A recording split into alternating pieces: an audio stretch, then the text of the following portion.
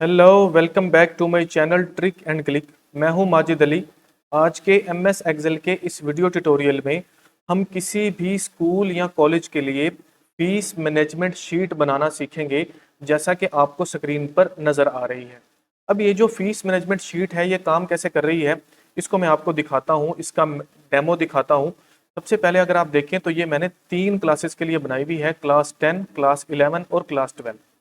For example, मैंने class 12 के students की फ़ी को एंटर करना है, तो मैं प्रेस करूंगा क्लास 12 के ऊपर, तो ऑटोमेटिकली मेरे पास क्लास 12 के जो स्टूडेंट हैं उनका रिकॉर्ड यहाँ पर शो हो जाता है। होता क्या है, जिस भी स्टूडेंट के जिस भी मंथ की फ़ी के ऊपर जाके मैं पी को प्रेस करता हूँ, तो ऑटोमेटिकली वहाँ पर एक चेक लग जाता है, और चेक लगने के साथ साथ उसके जितने भी मंथ की फ़ीस पेड हो चुकी है, जितने मंथ की फ़ीस रहती है, अब तक जितने पैसे वो डिपॉजिट करवा चुका है, और जितने पैसे उसके रहते हैं उस स्टूडेंट की जितनी फ़ी रहती है, वो ऑटोमेटिकली यहाँ पर काउंट हो जाती है। तो यहाँ पर ये देखिए, जैसे मैं यहाँ पर जाके पी को लिखता हूँ, तो ये जो सेल है ये कलर्ड हाईलाइटेड भी हो जाएगा, इसके अगेंस्ट चेक भी लगता जाएगा, और उसके साथ साथ इसकी फी का स्ट्रक्चर जो है वो ऑटोमेटिकली अपडेट होता जाता है। ये देखिए, जैसे यहाँ पर जाके मैं चेक लगा रहा हूँ, तो ऑटोमेटिकली जो फी रिकॉर्ड है वो भी अपडेट हो रहा है। इसके अलावा अगर मैं क्लास 10 में जाके स्टूडेंट्स की फ़ी को लिखना चाहता हूं, तो क्लास 10 के ऊपर क्लिक करता हूं, तो मेरे पास क्लास 10 के जो क्रेडेंशियल्स हैं वो ओपन हो जाते हैं। अगर मैं क्लास 11 के ऊपर जाके क्लिक करता हूं, तो क्लास 11 के स्टूडेंट्स का जो फ़ी का रिकॉर्ड है वो मुझे यहाँ पर मिलता है, और मैं इनमें कोई भी अपडेशन ऑटोमेटिकली परफॉर्म कर सकता हूँ, जैसा कि आपको स्क्रीन पर शो हो रही है। तो आज की इस वीडियो में हमने यही शीट बनानी है स्टेप बाय स्टेप। इसके अंदर कोई माइक्रो और कोई वीबीए कोड हमने अप्लाई नहीं करना, ये बिल्कुल बेसिक्स हैं। इसकी फॉर्मेटिंग के साथ साथ जो 2-3 फार्मूलाज इसके अंदर सिंपल से लगने हैं वो भी हमने इसमें डिस्कस करने हैं। तो वीडियो अगर आपको पसंद आए तो इसको लाइक और शेयर लाजमी कर दीजिएगा। आइए इस वीडियो को हम स्टेप बाय स्टेप स्टार्ट करते हैं। एमएस एक्सेल की एक ब्लैंक शीट मैंने ओपन कर ली है। सबसे पहले ऊपर से कुछ 5 रोज हमने छोड़ दी और लेफ्ट साइड से एक कॉलम छोड़ दिया। अब हम यहाँ पर जो डाटा हमने लिखना है उसके अकॉर्डिंग हमारे कॉलम्स नेम लिखना स्टार्ट कर देते हैं। सबसे पहले हमें चाहिए रोल नंबर, तो मैंने लिखा यहाँ पर रोल नंबर। नेक्स्ट जो हमारे पास कॉलम होगा वो होगा नेम, मतलब स्टूडेंट के नेम हमने यहाँ पर लिखने होंगे। उसके आगे हम लिखते हैं क्लास। उसके बाद हमने लिखने हैं सेल नंबर, जो कि उस स्टूडेंट का होगा जिसकी फीस का रिकॉर्ड हमने रखना है। अब हम क्या करते हैं, एक सेल को छोड़ देते हैं और नेक्स्ट सेल में हम फी स्ट्रक्चर्स के अकॉर्डिंग जो डाटा हमने गैदर करना है उसकी हेडिंग्स देते हैं। तो हम यहाँ पर सबसे पहले लिखेंगे टोटल फी, जो कि उस स्टूडेंट की थी, और उसके बाद हम लिखेंगे मंथली फी का एक कॉलम, तो मैंने यहाँ पर लिख लिया मंथली फी। अब हम क्या करेंगे, जो नेक्स्ट सेल है यहाँ से आगे फर्दर हमने हर मंथ का नाम लिखना है, क्योंकि हमारे पास जो मंथ है वो स्टार्ट होता है, जो एकेडमिक मंथ होता है फर्स्ट वो मार्च होता है, तो मैं सबसे पहले यहाँ पर लिखता हूँ मार्च, MAR। अब हम क्या करेंगे, जब इस सेल को हम हाईलाइट कर देंगे तो बिल्कुल नीचे हमारे पास इस तरह से प्लस का साइन आएगा। इसको पकड़ के हमने ड्रैग करना है और हमने इसको ले जाना है फेब तक। ठीक हो गया जी। तो यहाँ पर जाके जब मैं इसको छोड़ता हूँ तो ऑटोमेटिकली जो बाकी 11 मंथ थे वो हमारे पास यहाँ पर कुछ इस तरह से लिखे जाएंगे। अब हमने क्या करना है, इन मंथ के सेल को थोड़ा सा छोटा करना है, तो ऊपर वाले कॉलम्स को हम इस तरह से कर लेंगे, सभी को सिलेक्ट, और जब हमारे पास 2 एरो वाला साइन आए तो हम इसकी विड्थ को थोड़ा सा छोटा कर देंगे कुछ इस तरह से। तो इन सब की विड्थ एक ही दफा जो है वो छोटी हो जाएगी। अब हम क्या करते हैं, नेक्स्ट सेल को जो है, जो एक और कॉलम है हमारे पास आगे बच रहा है, यहाँ पर हमारे मंथ खत्म हो रहे हैं, उसके आगे वाला कॉलम हमने छोड़ देना है, और एट द एंड हमने जो है वो 4 मजीद कॉलम्स लिखने हैं, जो कि उसका पूरा रिकॉर्ड हमारे पास देंगे फी का। सबसे पहले हमारे पास आएगा यहाँ पर पेड मंथ्स, मतलब अब तक हमारे पास कितने मंथ की जो फी है वो पेड हो चुकी है। नेक्स्ट हमारे पास कॉलम बनेगा रिमेनिंग मंथ, तो मैंने REM डॉट आगे लिख दिया मंथ्स, जो मंथ्स रह गए जिनकी फीस अभी तक कलेक्ट नहीं हुई उस स्टूडेंट की। उसके बाद थर्ड नंबर पर हमारे पास कॉलम होगा डिपॉजिट फी के नाम से, तो मैं यहाँ पर लिख लेता हूँ डिपॉजिटेड फी। और नेक्स्ट हमारे पास लास्ट वाला जो कॉलम है वो है बैलेंस के नाम से, यानी कि कितनी फी जो है वो उसकी बाकी बच गई स्टूडेंट की। यहाँ तक जितना भी डाटा हमें चाहिए था उसके कॉलम्स नेम हमने मुकम्मल कर लिए। अब इसकी हम थोड़ी सी फॉर्मेटिंग कर लेते हैं। सबसे पहले हम इन सभी को सिलेक्ट कर लेंगे और उसके बाद इनके अंदर कोई कलर फिल कर लेते हैं। तो मैं यहाँ से जाके इनमें एक कलर फिल कर लिया। कलर को फिल करने के बाद अब हम क्या करेंगे, इसकी अलाइनमेंट को सेंटर कर लेंगे और अब इसके साइज को हम थोड़ा सा कर लेते हैं इंक्रीज। तो मैंने इसके साइज को इंक्रीज कर लिया। इंक्रीज करने के बाद जहां पर भी हमारे पास डाटा फिट नहीं आ रहा वहां पर जाकर हम 2 टाइम क्लिक करेंगे तो ऑटोमेटिकली हमारा डाटा जो है वो फिट आता जाएगा। अब हम क्या करते हैं, जो दरमियान वाले हमने कॉलम खाली छोड़े हुए थे, इन कॉलम्स को हमने कर लेना है कुछ इस तरह से सिलेक्ट, जहां तक हमने डाटा को लेके जाना है। और इसके जो विड्थ है इसको हम बिल्कुल जो है वो क्लोज कर देंगे और जाके इसमें हम कलर जो है ब्लैक फिल कर लेते हैं। तो मैंने इस कॉलम को सिलेक्ट किया हुआ था तो मैंने इसके अंदर ब्लैक कलर को फिट कर लिया। अब हम क्या करते हैं, ये वाला जो कॉलम हमने छोड़ा हुआ था खाली, इसको भी हम क्या करेंगे, यहाँ से कुछ इस तरह से सिलेक्ट करके अब हम इसके अंदर भी जो फिल है वो ब्लैक कर लेते हैं कुछ इस ऐसे। इसको ब्लैक फिल करने के बाद अब हम क्या करते हैं जी, मजीद इसकी जो सेटिंग, जैसे यहाँ पर ये देखिए हमारे पास कॉलम नेम जो है वो फिल पूरे नहीं हो रहे, तो हम इसको कर लेते हैं सिलेक्ट और जाके जब डबल एरो वाला साइन आए तो हम इसके साइज को थोड़ा सा इंक्रीज करेंगे तो ऑटोमेटिकली ये तीनों चारों कॉलम जो है वो उनकी जो विड्थ है वो इंक्रीज हो जाएगी। अब हमने क्या करना है, इस पूरे को सिलेक्ट कर लेना है। सिलेक्ट करने के बाद हम इसको जो है वो बॉर्डर कर लेंगे। सिलेक्ट किया, हम चले गए होम वाले टैब में, यहाँ से जाके हमने इसको ऑल बॉर्डर कर लिया तो कुछ इस तरह से ये हमें शो होगा।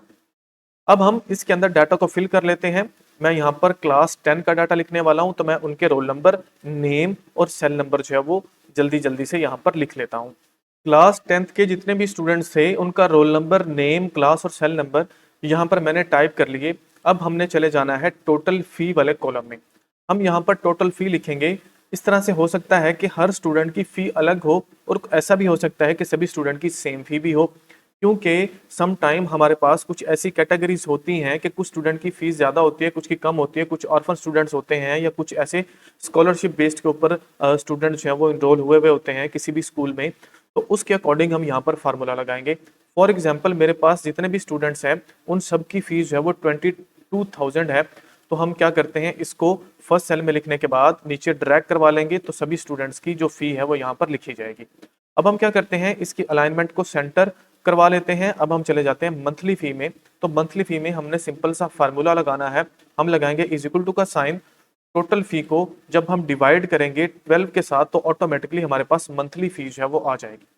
अब हम क्या करते हैं, इसको ड्रैग करवा लेते हैं नीचे तो कुछ इस तरह से यहाँ पर हमारे पास फ़ी शो होगी। अगर आप देखें तो ये जो फ़ी है ये पॉइंट्स में शो हो रही है, तो हमने इन सेल्स की फॉर्मेटिंग कर लेनी है। सेल की फॉर्मेटिंग कैसे होगी, इनको हमने सिलेक्ट कर लेना है। ये ऑलरेडी ही सिलेक्टेड है तो हम शॉर्टकट की प्रेस करेंगे Ctrl+1, तो क्या होगा, हमारे पास फॉर्मेट सेल के नाम से डायलॉग बॉक्स अपेयर होगा। यहाँ से हम नंबर पे चले जाएंगे और नंबर में जाने के बाद जो डेसिमल प्लेसेस हैं इसको कर देंगे 0 और यूज 1000 सेपरेटर पे जाके हमने यहाँ पर चेक लगा देना है और प्रेस कर देना है ओके। तो क्या होगा, यहाँ पर कुछ इस तरह से हमें मंथली फी जो है वो शो होगी। और अब हम जो है इसको मिडल कर लेते हैं इसकी अलाइनमेंट को। अब अगर किसी स्टूडेंट की जो टोटल फी है वो कम या ज़्यादा है तो ऑटोमेटिकली उसकी मंथली फ़ी काउंट होती जाएगी। फॉर एग्जांपल जो फर्स्ट रोल नंबर है जहाँ जिसका नाम माजिद अली है, अगर इसकी टोटल फ़ी 15,000 है पर ईयर तो ऑटोमेटिकली उसकी जो मंथली फ़ी है वो यहाँ पर काउंट हो जाएगी। अब हम चलते हैं नेक्स्ट स्टेप में। नेक्स्ट हमें पेड मंथ्स और रिमेनिंग मंथ्स के ऊपर फार्मूलाज को अप्लाई करना है, लेकिन वो फार्मूला अप्लाई होंगे इन मंथ्स की बेस के ऊपर, जिन मंथ की फ़ी पे हो चुकी है और जिन मंथ की फ़ी अभी तक पे नहीं हुई। तो हमने क्या करना है, ये जो मंथ्स के नेम हमने लिखे हुए हैं इनके नीचे जितने भी सेल्स हैं इन सबको सबसे पहले हम करेंगे सिलेक्ट। सिलेक्ट करने के बाद हम होम वाले टैब में जाएंगे और यहाँ पर फ़ॉन्ट वाली जो लिस्ट है इसके ऊपर जाके बिल्कुल एंड पर हमने जाना है। तो यहाँ पर हमें विंगडिंग्स 2 के नाम से जो है फ़ॉन्ट का स्टाइल मिलेगा, फ़ॉन्ट का नेम मिलेगा। हमने जाके इसके ऊपर क्लिक कर देना है। तो क्या होगा, ये जो फ़ॉन्ट का स्टाइल है ये अप्लाई हो जाएगा इन सभी सेल्स के ऊपर जिनको हमने सिलेक्ट किया हुआ था। इसका फ़ायदा क्या है, आप जब भी कैप्स लॉक ऑन करके या कैपिटल में पी को लिखेंगे तो ऑटोमेटिकली यहाँ पर जो है वो इस तरह से चेक का साइन बनता जाएगा, जैसे कि यहाँ पर शो हो रहा है। ये देखिए जहाँ पर भी मैं पी लिखता जा रहा हूँ वहाँ पर चेक का साइन बन रहा है। इस बात को आपने याद रखना है कि हमेशा आप इसको कैपिटल पी लिखेंगे तो ये चेक का साइन बनाएगा, अदरवाइज चेक का साइन जो है वो यहाँ पर नहीं बनेगा। अब हम जाते हैं नेक्स्ट कॉलम पेड मंथ्स वाले के ऊपर और यहाँ पर जाके फार्मूला को अप्लाई करते हैं। पेड मंथ से मुराद है ऐसे वो सभी मंथ जिनकी फ़ी अब तक पे हो चुकी है। तो उसके लिए हम यहाँ पर फार्मूला लगाएंगे। सबसे पहले इज इक्वल टू का साइन, इज इक्वल टू का साइन लगाने के बाद हम यहाँ पर लिखते हैं काउंट इफ राउंड ब्रैकेट को करते हैं स्टार्ट और हम रेंज दे देते हैं उन सभी सेल्स की जो कि बिल्कुल इसके अकॉर्डिंग या इसके अपोजिट हैं, वो सभी मंथ्स मार्च टू फरवरी। वो देने के बाद हमने कॉमा लगाना है, कॉमा के बाद हमने इन्वर्टेड कॉमास में कैपिटल पी को लिख के इन्वर्टेड कॉमास फिर से लगाने हैं और जो राउंड ब्रैकेट है उसको हमने क्लोज करके प्रेस कर देना है इंटर। तो यहाँ पर हमारे पास पेड मंथ्स जो है वो काउंट होके आ जाएंगे। सिंपल क्या करते हैं, इस फार्मूला को पेस्ट कर देते हैं बाकी सभी सेल्स में, ताकि बाकी जितने भी स्टूडेंट्स हैं उनके भी पेड मंथ की फी ऑटोमेटिकली काउंट हो सके। ये सिलेक्टेड है, अब हम जाके इसकी जो अलाइनमेंट है वो मिडल सेट कर लेते हैं। उसके बाद हम जाते हैं रिमेनिंग मंथ में। रिमेनिंग मंथ से मुराद ऐसे वो मंथ जिनकी फी अभी तक डिपॉजिट नहीं हुई, तो हम उसको कैसे काउंट करेंगे। उसको काउंट करने के लिए सिंपल हमारे पास फार्मूला है काउंट ब्लैंक, मतलब उन सभी मंथ जिनका अभी तक जो सेल वो ब्लैंक है, मतलब जिनके ऊपर चेक नहीं लगा हुआ, मतलब कि वो अभी तक फी उनकी सबमिट नहीं हुई, तो हम सिंपल उनको काउंट कर लेंगे। तो हमारे पास रिमेनिंग मंथ्स जो है वो ऑटोमेटिकली काउंट होके आ जाएंगे। तो हमने काउंट ब्लैंक लिखा, उसके बाद हमने रेंजेस बता दी उन सभी मंथ की और प्रेस करते हैं इंटर। तो देखिए हमारे पास रिमेनिंग मंथ जो है वो ऑटोमेटिकली काउंट हो गए। क्या करते हैं जी, इसको पेस्ट कर देते हैं बाकी सभी सेल्स में और जाके इसकी अलाइनमेंट हम कर देते हैं मिडल। सेकेंड लास्ट नंबर पर हमारे पास कॉलम है डिपॉजिटेड फी, मतलब अब तक जितनी फी उस स्टूडेंट की डिपॉजिट हो चुकी है। तो उसके लिए सिंपल हमने फार्मूला लगाना है, इज इक्वल टू का साइन लगाते हैं। पेड मंथ को जब हम मल्टीप्लाई करते हैं फी के साथ, मंथली फी के साथ, तो ऑटोमेटिकली हमारे पास डिपॉजिटेड फी काउंट होके आ जाती है उस स्टूडेंट ने जितनी अब तक हमें डिपॉजिट करवाई या उस स्कूल को डिपॉजिट करवाई। इस फार्मूला को हम पेस्ट कर देंगे नीचे, तो सभी स्टूडेंट्स के लिए ये फार्मूला अप्लाई हो जाएगा। अगर कहीं पर वैल्यूज जो हैं वो पॉइंट्स में आ रही हैं, तो हमने इसको जो है दोबारा से इसकी फॉर्मेटिंग कर लेनी है। फॉर्मेटिंग के लिए इस कॉलम को सिलेक्ट करेंगे, शॉर्टकट की प्रेस करेंगे Ctrl+1, तो हमारे पास फॉर्मेट सेल के नाम से डायलॉग बॉक्स अपेयर होगा। यहाँ से हम नंबर में चले जाते हैं और जाने के बाद जो डेसिमल प्लेसेस हैं उनको कर लेते हैं 0 और नीचे यहाँ पर चेक लगा देते हैं और प्रेस कर देते हैं ओके। तो क्या होगा, इनकी जो डिपॉजिटेड फी है वो हमें काउंट होके मिल जाएगी। लास्ट पर हमारे पास कॉलम है बैलेंस। बैलेंस का मतलब है अब तक कितने पैसे या कितनी फी है जो अभी तक जमा करवाना बाकी है उस स्टूडेंट की। तो उसके लिए हमने इज इक्वल टू का साइन लगाना है और सिंपल यहाँ पर रिमेनिंग मंथ को जब हम मल्टीप्लाई करेंगे मंथली फी के साथ, तो ऑटोमेटिकली हमारे पास जो है उसका बैलेंस निकल कर आ जाएगा। मैं इसको एंटर प्रेस करता हूँ और क्या करता हूँ, इसी फार्मूला को पेस्ट कर देता हूँ बाकी सभी सेल्स में, तो बाकी सभी स्टूडेंट्स की भी जो रिमेनिंग फी है वो काउंट होके हमें मिल जाएगी। यहाँ पर भी हमने कुछ सेटिंग्स करनी है, हमने इस सेल के फॉर्मेट को चेंज करना है, तो फिर से Ctrl+1 को प्रेस करते हैं, डायलॉग बॉक्स अपेयर होगा फॉर्मेट सेल के नाम से। हम चले जाएंगे नंबर्स में और इसके जो डेसिमल प्लेसेस हैं उसको 0 कर देंगे और यहाँ पर जाके चेक मार्क कर देंगे और प्रेस कर देंगे ओके। तो क्या होगा, बाकी सभी स्टूडेंट्स की भी जो रिमेनिंग फी है वो हमें मिल जाएगी। यहाँ तक हमारे पास जो फार्मूलाज की एप्लीकेशंस थी वो हमने कर दी, जहाँ पर भी फार्मूला अप्लाई करना था। अब हमने सिंपल फॉर्मेटिंग करनी है और बाकी क्लासेस के लिए इसी शीट को लिंक्स देने हैं। अब हम क्या करते हैं, जो ऊपर वाले हमारे पास ये सेल्स थे इनको हम कर लेते हैं कुछ इस तरह से सिलेक्ट करने के बाद इसके अंदर कोई कलर फिल कर लेते हैं। तो मैं यहाँ पर जाके ब्लैक कलर फिल कर लेता हूँ। यहाँ पर ये जो बाकी सेल्स हैं इन सबको मैं करता हूँ सिलेक्ट करने के बाद यहाँ पर कोई कलर मैं फिल कर लेता हूँ। तो मैंने यहाँ पर जाके एक कलर जो है इस तरह से ग्रीन कलर वाला फिल कर लिया और इसके ऊपर मैं जाके एक बॉर्डर भी लगा देता हूँ जो है top and thick bottom border. तो मैंने यहाँ पर जाके इसको अप्लाई कर दिया। सिंपल हम क्या करेंगे, यहाँ पर एक 3 जो है वो लिंक्स बनाएंगे, 3 या जितने भी आपके पास क्लासेस हैं। अब हम क्या करते हैं, ये जो मेरे पास एक रो बची हुई थी कुछ यहाँ पर इस तरह से, इसको कर लेंगे सिलेक्ट करने के बाद इसको करते हैं मर्ज एंड सेंटर और यहाँ पर स्कूल का नाम लिख लेते हैं। तो मैं यहाँ पर लिख लेता हूँ फ्रेंड्स स्कूल सिस्टम, जिस स्कूल की फी मैनेजमेंट के लिए हम ये शीट बना रहे हैं। तो मैंने यहाँ पर जाके उस स्कूल का नाम लिख लिया। स्कूल का नाम लिखने के बाद उसके साइज को थोड़ा सा हम इंक्रीज कर लेते हैं। इसको सिलेक्ट किया, सिलेक्ट करने के बाद इसका जो फॉन्ट का साइज है उसको हम कर लेते हैं इस तरह से कुछ इंक्रीज और इसके फॉन्ट को हम थोड़ा सा बोल्ड कर लेते हैं। बोल्ड करने के बाद अगर आप फॉन्ट का स्टाइल चेंज करना चाहते हैं तो आप उसके फॉन्ट के स्टाइल को भी चेंज कर सकते हैं। अब हम इंसर्ट वाले टैब में जाते हैं, यहाँ पर जाके हम शेप्स को ड्रा करवाते हैं। शेप्स में गए और यहाँ पर जाके हमने रेक्टेंगल जो है वो राउंडेड कॉर्नर वाली सिलेक्ट कर ली और सिंपल जाके उसको हमने कुछ इस तरह से यहाँ पर ड्रैग करवा दिया।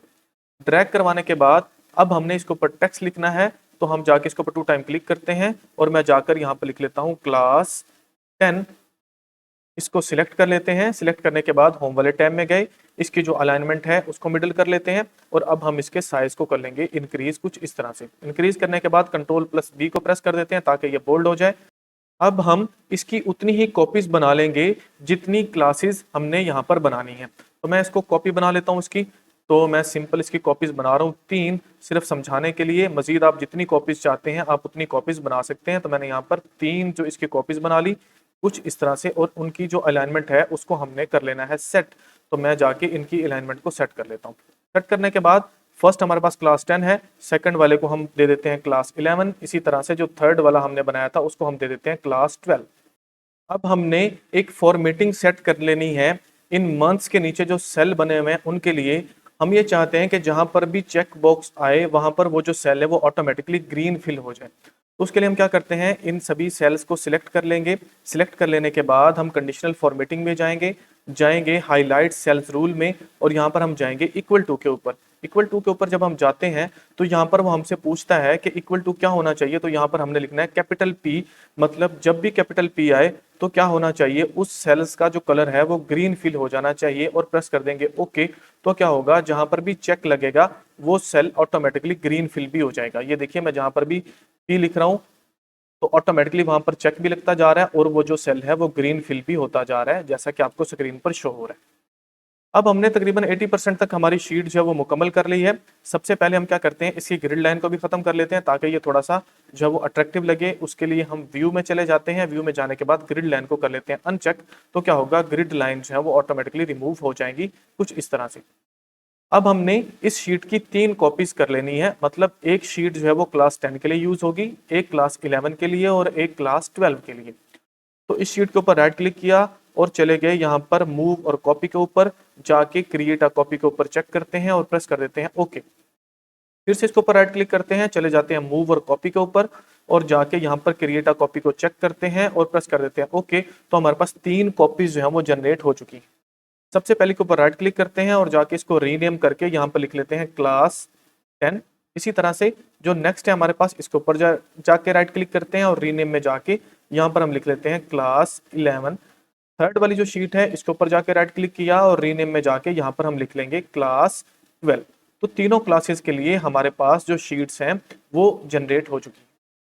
सिंपल हमने एंड वाला काम क्या करना है, ये जो हमने ऊपर बटन्स बनाए हुए थे क्लास 10, क्लास 11 और 12, इनको जाके हमने जो है वो लिंक करवाना है।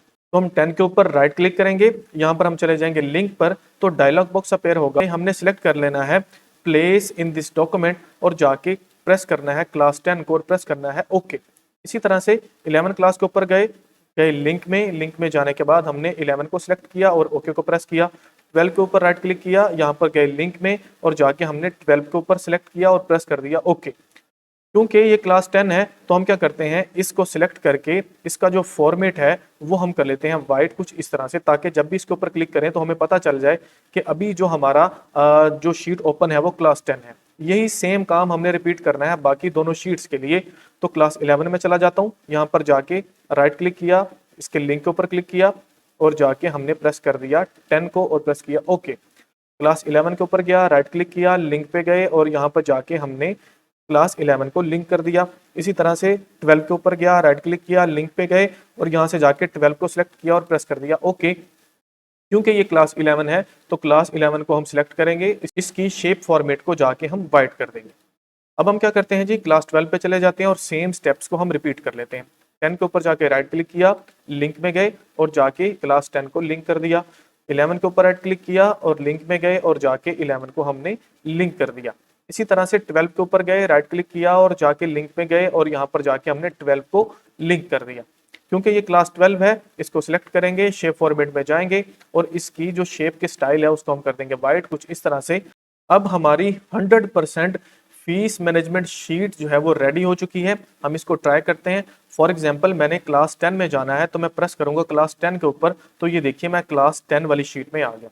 यहाँ पर मुझे स्टूडेंट की फी को लिखना है तो मैं यहाँ पर जाके ऑटोमेटिकली इसको जो है वो फॉर एग्जांपल जुलाई के ऊपर जाके पी को प्रेस करता हूँ। इसी तरह से अगस्त में, सितंबर में, अक्टूबर में यहाँ पर मैं चेक लगाता हूँ तो ऑटोमेटिकली उसकी जो फी है वो काउंट होती जा रही है और उसके जो पेड मंथ्स हैं, रिमेनिंग मंथ्स हैं, सब चीजें ऑटोमेटिकली यहाँ पर जो है वो क्रिएट होती जा रही हैं। अगर इसी तरह से मैं क्लास 12 में जाना चाहता हूं तो मैं प्रेस करूंगा क्लास 12 वाले बटन को, तो क्लास 12 में चला गया। यहां पर जाने के बाद अब यहां पर मैं एंट्रीज करना चाहता हूं तो मैं यहां पर जाके एंट्रीज करता जाऊंगा। ये देखिए, तो क्लास 12 में मैं कोई भी एंट्री कर रहा हूं तो उसकी फी का जो रिकॉर्ड है वो ऑटोमेटिकली अपडेट हो रहा है, जैसे कि यहाँ पर अपडेट हो रहा है। क्लास 11 में जाना चाहता हूं तो क्लास 11 पे जाके क्लिक करूंगा, तो ये देखिए क्लास 11 में मैं जाके कोई भी एंट्री कर सकता हूं। तो यहाँ पर मैं एंट्री कर रहा हूं, तो सभी काम इस तरह से कर रहे हैं। आप इस तरह से 10 या 12 क्लासेस, जितनी भी क्लासेस हैं उसका ऑटोमेटिकली मैनेजमेंट सिस्टम बना सकते हैं। ये बिल्कुल सिंपल है, इसमें हमने कोई जो है वो माइक्रोज नहीं लगाया हुआ, कोई वीबीए कोड नहीं लिखा हुआ, बिल्कुल बेसिक्स को यूज करते हुए हमने ये शीट बनाई है। तो वीडियो अगर आपको पसंद आई हो या आपके लिए हेल्पफुल हो तो मेरे यूट्यूब के चैनल को सब्सक्राइब करना मत भूलिएगा। मिलते हैं नेक्स्ट वीडियो में। Thank you so much.